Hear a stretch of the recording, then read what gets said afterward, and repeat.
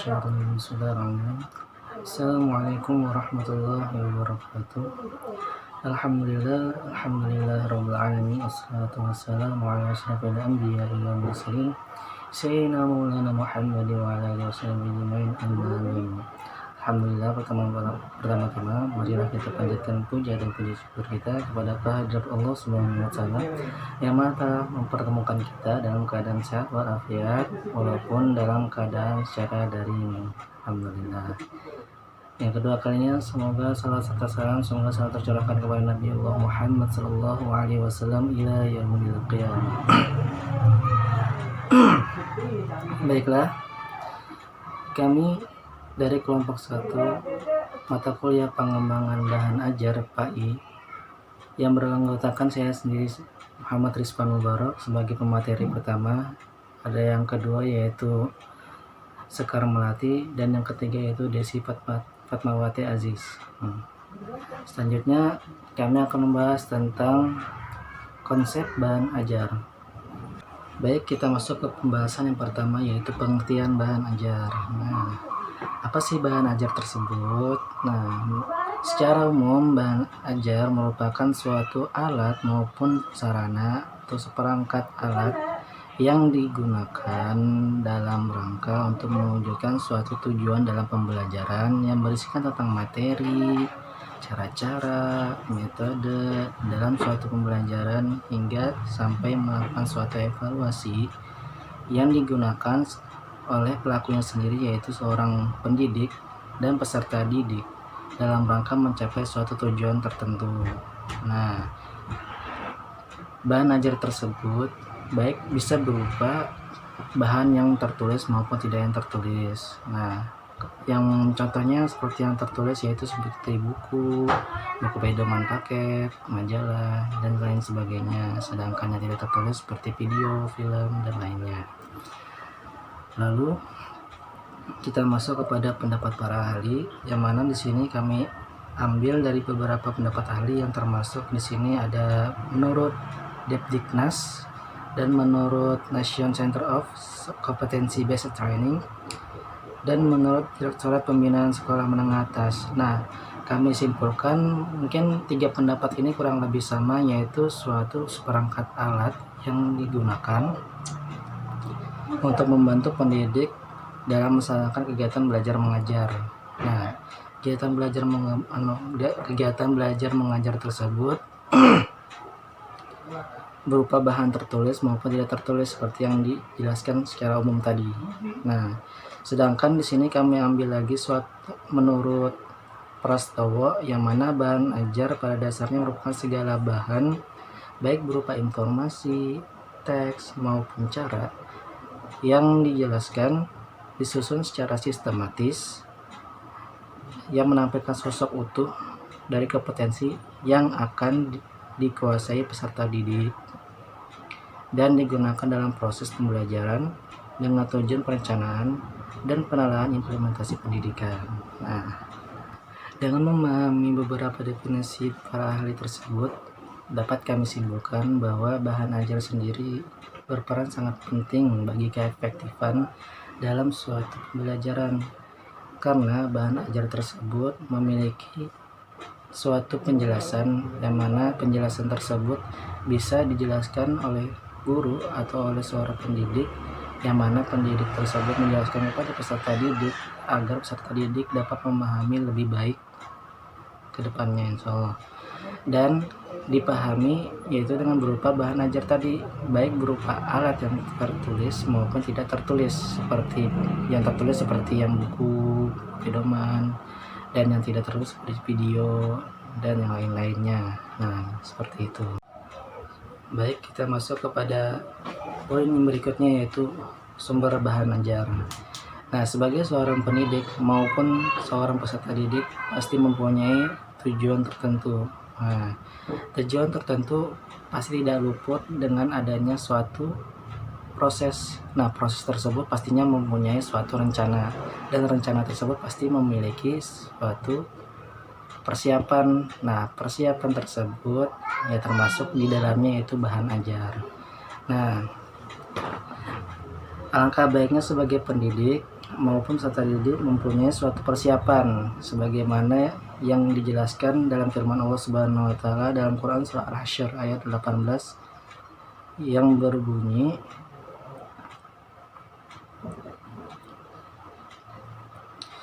A'udzu billahi minasyaitonir rajim. Bismillahirrahmanirrahim. Ya ayyuhalladzina amanu taqullaha wal tanzur ma qaddamat lighad wattaqullah innallaha khabirum bima ta'malun. Yang artinya, wahai orang-orang yang beriman, bertakwalah kepada Allah dan hendaklah setiap orang memperhatikan apa yang telah diperbuatnya untuk hari esok. Dan bertakwalah kepada Allah, sungguh Allah Maha mengetahui terhadap apa yang kamu kerjakan. Quran surah Al-Hasyr ayat 18. Maksud dari ayat tersebut, Allah memerintahkan kepada kita untuk senantiasa mempersiapkan diri dalam mempersiapkan hari esok. Nah, mempersiapkan hari esok sebagai sarana ikhtiar kita untuk menggapai bekal yang terbaik, yakni sebaik-baiknya bekal, sebagaimana yang Allah firmankan dalam firman-Nya dalam Quran surah Al-Baqarah ayat 197. A'udzubillahi minasyaitonirrajim. Wa tazawwadu fa inna khairaz zadi taqwa. Yang artinya, bawalah bekal karena sesungguhnya sebaik-baiknya bekal adalah takwa. Nah, di sini kita dapat pahami bahwa sebaik-baiknya bekal yaitu takwa. Nah, dengan kita mempersiapkan diri terkhusus sebagai pendidik nih, mempersiapkan sesuatunya untuk bahan ajaran kepada peserta didiknya dengan harapan agar peserta didiknya ini dapat memahami gitu. Nah, dengan mempersiapkan bekal tersebut, maka itulah sebaik-baiknya bekal, karena bekal yang terbaik yaitu suatu bekal yang diniatkan karena Allah, niat tulus ikhlas karena Allah untuk mencapai ridho Allah. Dengan mempersiapkan bekal, maka dengan izin Allah pula segala sesuatunya itu bisa tercapai dengan sebagaimana mestinya, yang mana suatu persiapan tersebut dilandasi dengan niat yang tulus ikhlas karena Allah dan semata-mata untuk menggapai ridho Allah. Nah, yang mana sebaik-baik bekal yaitu takwa. Nah, takwa sendiri yaitu rasa takut kita kepada Allah dan mengharap ridho Allah semata-mata karena Allah. Nah, dengan kita kaitkan dengan suatu pendidikan, yang mana seorang pendidik yaitu pendidik mempunyai niat baik untuk mentransfer ilmu maupun mendidik para peserta didik agar dapat memiliki ilmu yang bermanfaat dan juga memiliki segala sesuatunya yang insya Allah bermanfaat bagi dirinya maupun bagi orang yang ada di sekitarnya. Nah, bahan ajar tentunya bersumber dari suatu benda, yang mana benda tersebut bisa berupa benda hidup seperti manusia, hewan, tumbuhan, dan lain-lainnya, dan makhluk nyata hidup seperti alam semesta yang ada di sekitar kita, baik berupa benda-benda mati yang bisa dimanfaatkan untuk bahan ajar. Nah, seperti contohnya komputer, laptop, HP, dan lain sebagainya. Nah, itu kan hidup dengan adanya bantuan dari kita dalam menghidupkannya. Nah, gitu. Dan tentunya dengan izin Allah juga hidup. Nah, pastinya segala yang Allah ciptakan itu pasti mempunyai hikmah di dalamnya maupun manfaat.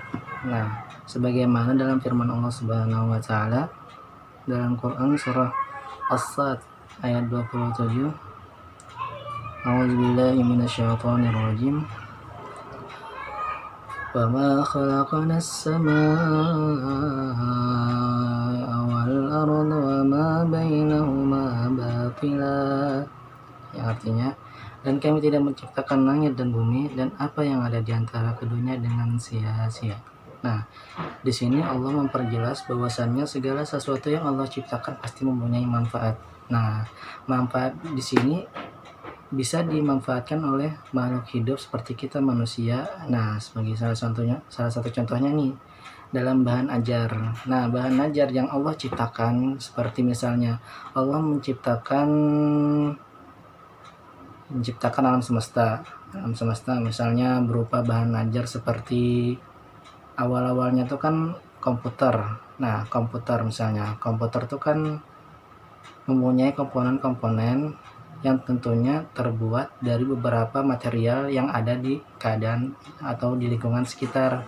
Nah, awal-awalnya itu kan suatu ciptaan Allah yang digabungkan dengan akal manusia.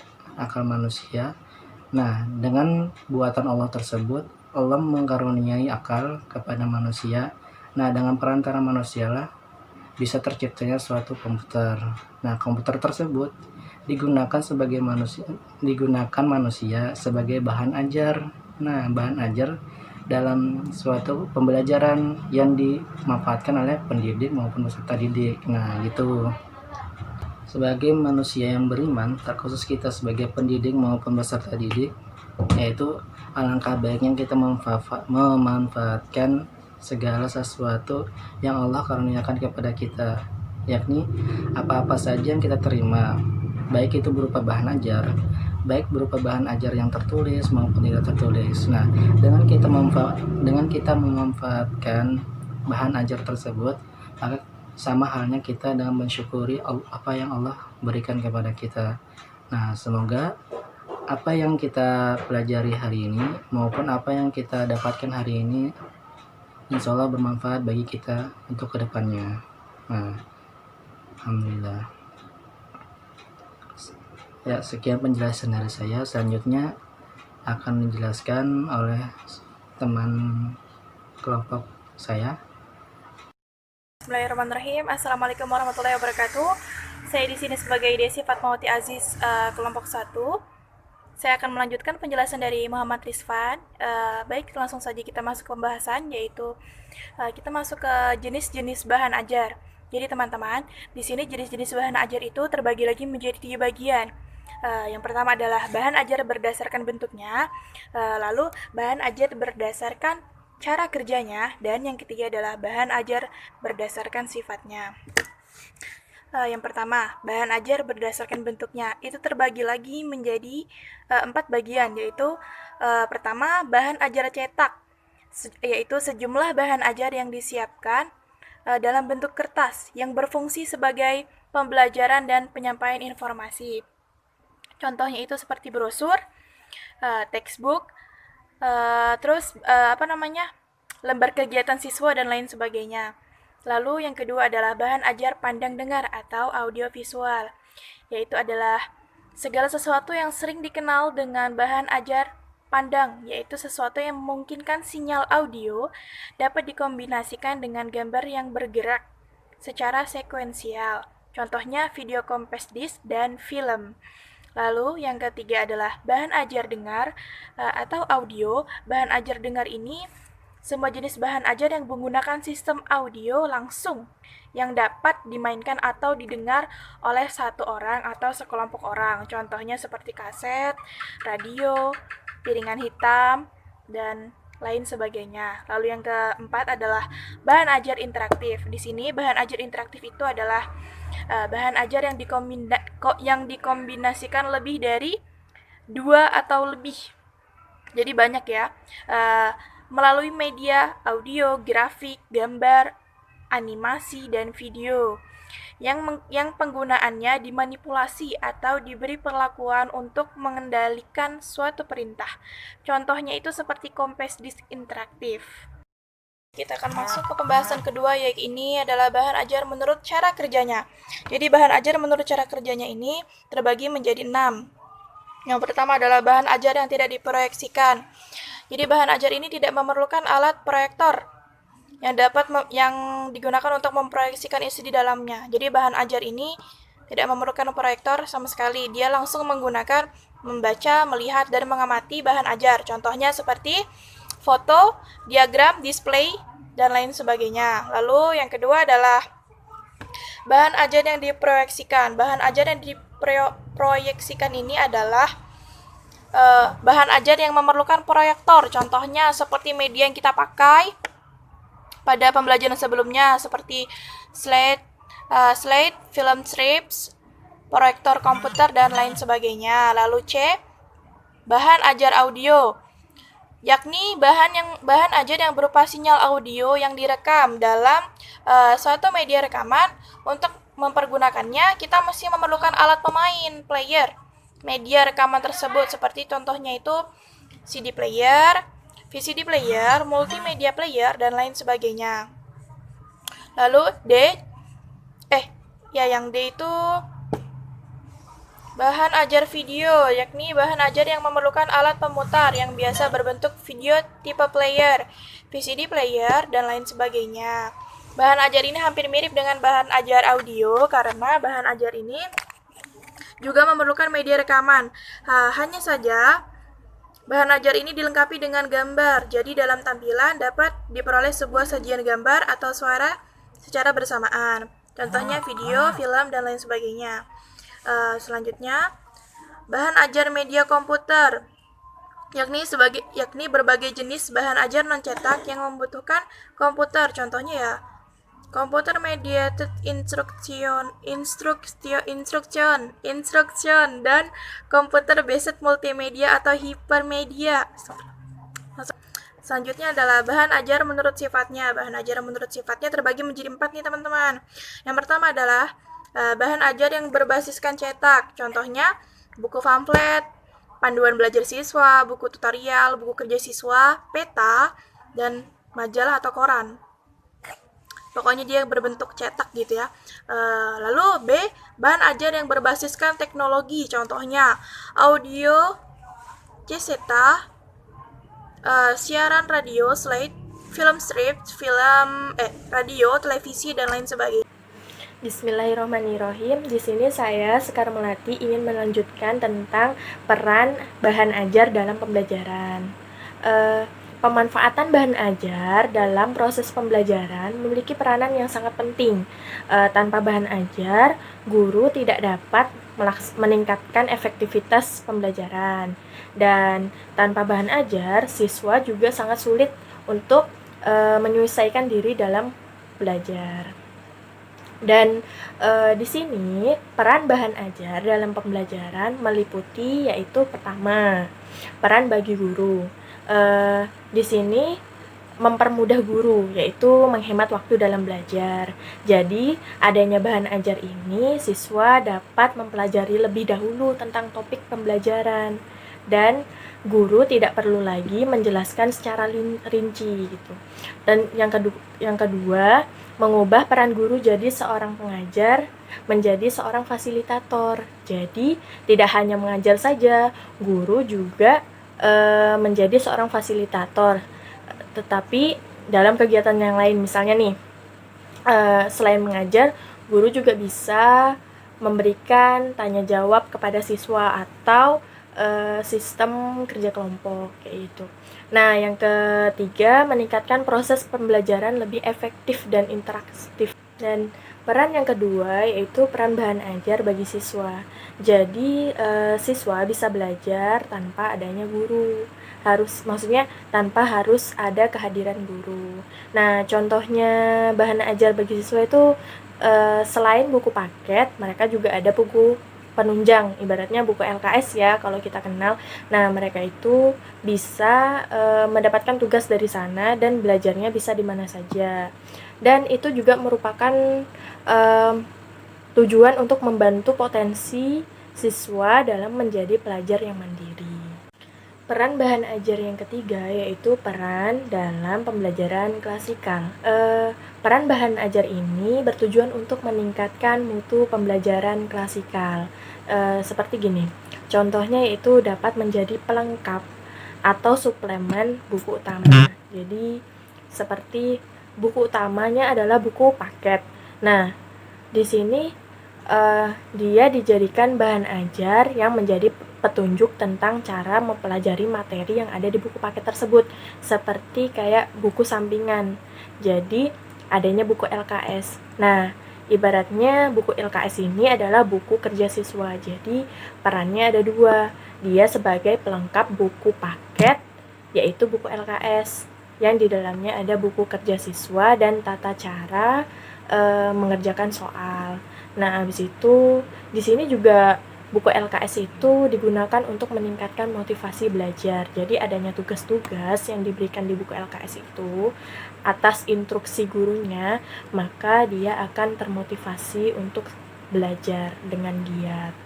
Dan peran yang keempat yaitu peran dalam pembelajaran individual. Jadi, peran bahan ajar dalam pembelajaran individual itu sebagai media utama dalam proses pembelajaran. Seperti media utama ini bukan buku utama ya, beda. Kalau buku utama, buku paket.